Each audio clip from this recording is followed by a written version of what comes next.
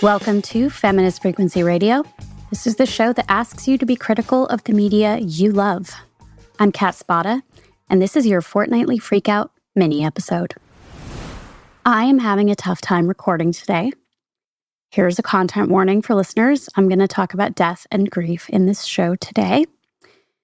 As I'm recording, it's October 30, which is the 4th anniversary of my father's death. When I tell people how long it's been, they say that it must seem like it was just yesterday, like not too much time has gone by, but the opposite is true for me right now anyway. It feels like it's been forever. Like, I think about how long ago I last spoke to him, and I'm like, God, what was that, 20, 30 years? Like, it just feels like it's been so long. And this weekend, I was totally exhausted. I have, over the years, really enjoyed putting together an ofrenda, which is part of my family tradition. It's a way to sort of spend time with your loved ones who've died. I've done it, like, ever since I moved out on my own. I've kept the tradition alive, but I just didn't have the energy to do it this year. I guess there is something kind of weird about Halloween and Dia de Muertos just being like right on top of this anniversary, but eventually that'll probably just start to feel normal. So for the podcast, I thought I should discuss, like, we did Rosemary's Baby last week, and that maybe I should do another spooky show or movie, continue the Halloween theme. I was like, I'm already watching some stuff like this. So the other day I watched all 8 episodes of The Horror of Dolores, Roach. Because everyone's talking about House of the Fall of Usher, and I was like, oh, but there's this other like spooky show that's based on a sort of legendary story. It's like a Sweeney Todd type of story, and it stars Justina Machado. She's one of my fave TV actresses. I loved her on One Day at a Time. She was in 6 Feet Under, and she's like really captivating in it. It's a very goofy show eventually. Like, it starts out being like very intense where you're like, oh, damn. She comes back from prison to a neighborhood that's been gentrified, and it's unrecognizable and scary. And she ends up in these situations that are dangerous and violent, and, crazy shit happens. It then kind of gets into like an Only Murders in the Building kind of off the wall stuff. By the end of it, I was like, this shit is crazy. But like, I sat and I watched all 8 episodes in a row, and then I did not have the like wherewithal to sit down and write show notes and just like record a full thing about what the show means, etc. Because like, that's just not what I'm thinking about right now. So, I rewatched The Babadook. Kind of keeps with our let's do something spooky for the holiday. But spoiler alert, this is a movie about grief. I'd seen it a few years back, and watching it again was great. Like, it was less scary the second time, but I still really, really enjoyed it.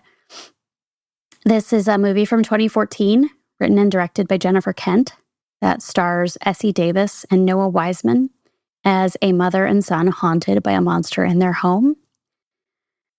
Jennifer Kent, she made a movie after this called The Nightingale that is actually one of the toughest movies I've ever watched. It's a level of violence that's like colonial violence, racial violence, sexual violence, gendered violence that is so fucking hard to watch. Before that, she made The Babadook. She was an actor. And then she like wrote to Lars von Trier and was like, can I study from you? So she went and worked on Dogville and called that her film school. So take that what you will about Lars von Trier. I just rewatched The Five Obstructions, which is this very clever movie that he made. But also, yeah, in that Roman Polanski vein, Lars von Trier is intolerable, but a very interesting, fascinating filmmaker. You might know The Babadook as an LGBT icon, thanks to, like, it was accidentally categorized as an LGBT film on Netflix, which a screenshot of that turned into a meme, turned into, like, people doing, like, drag versions of The Babadook, or the studio, I think, even like put out a rainbow like cover of the DVD or something. But it's not really, I mean, maybe, I don't know, but it's a movie about loneliness. It's a movie about mental instability, about how hard it is to be a parent, and about grief with a capital G. The movie opens with a shot of the mother, Amelia, reliving the car crash that killed her husband as he drove her to the hospital to give birth to their son. From that instantly unsettling entry point, we continue uneasy into several weeks where she struggles with the upcoming anniversary, which coincides with her son Samuel's 7th birthday. Samuel is a complicated little boy, isolated and strange. He struggles to make friends or even be tolerated by his extended family members or adults at school. He likes to learn magic tricks, and he builds dangerous weapons and booby traps because he wants to protect his mother from monsters. In fact, his anxiety and fixation on loss and danger are a way that his grief manifests. Although he's never met his father, the loss of him has infected every corner of the home and life that he shares with his mother. Samuel's night terrors and erratic behavior chip away at Amelia's already fragile mental state. She misses work, suffers in her own relationships, and slides into an insomniac insanity because she's at her wit's end trying to look after herself and her son. The Babadook first appears to Amelia and Samuel in a mysterious picture book that appears in Samuel's room. It warns that once invited in, the Babadook cannot be gotten rid of. Over the coming days and nights, the Babadook torments them, physically harming them, frightening them, and pitting them violently against each other. Its presence is especially unsettling when it reminds Amelia viscerally of the one subject that she hates to discuss or be reminded of, even by her well-meaning, lovely old lady neighbor. She hates to think about or talk about her late husband, Oscar. Its haunting is seductive. It tempts Amelia to join Oscar, or this image of him, indefinitely by giving up on life and on her son. When she's possessed by the Babadook, she very nearly does harm Samuel, but he's determined not to let her be taken over entirely. Ultimately, Amelia and Samuel have to save themselves.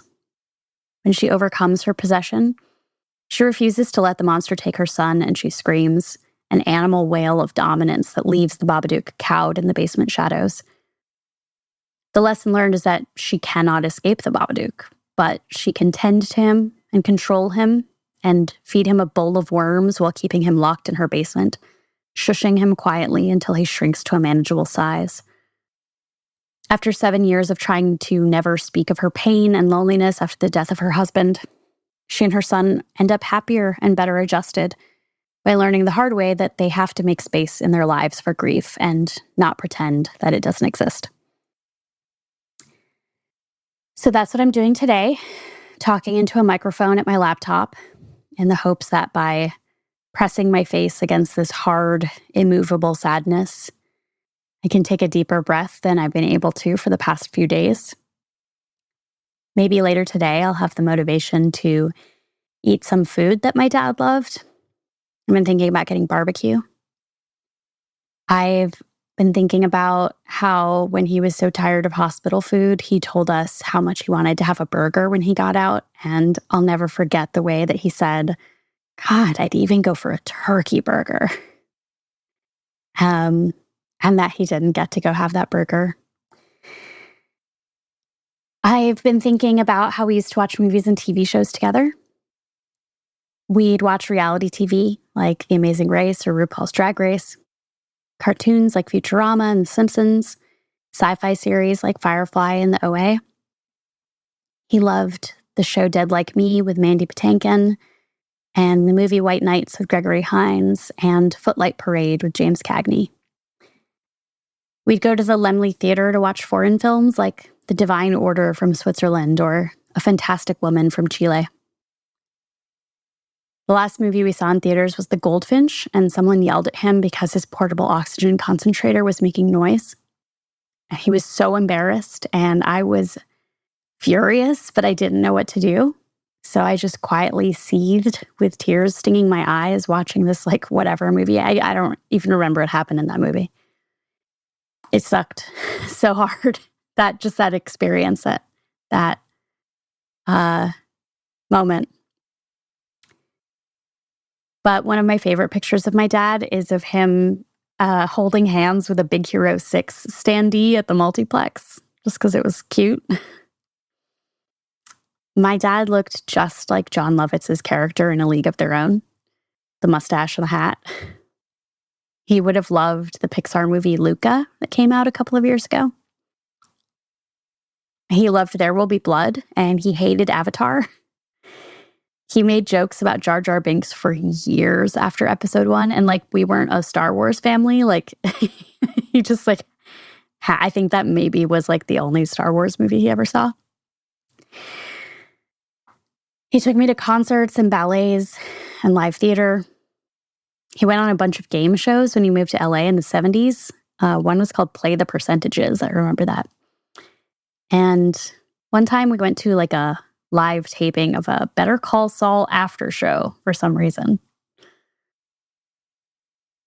I know that I'm so lucky that I had this kind of relationship with my father.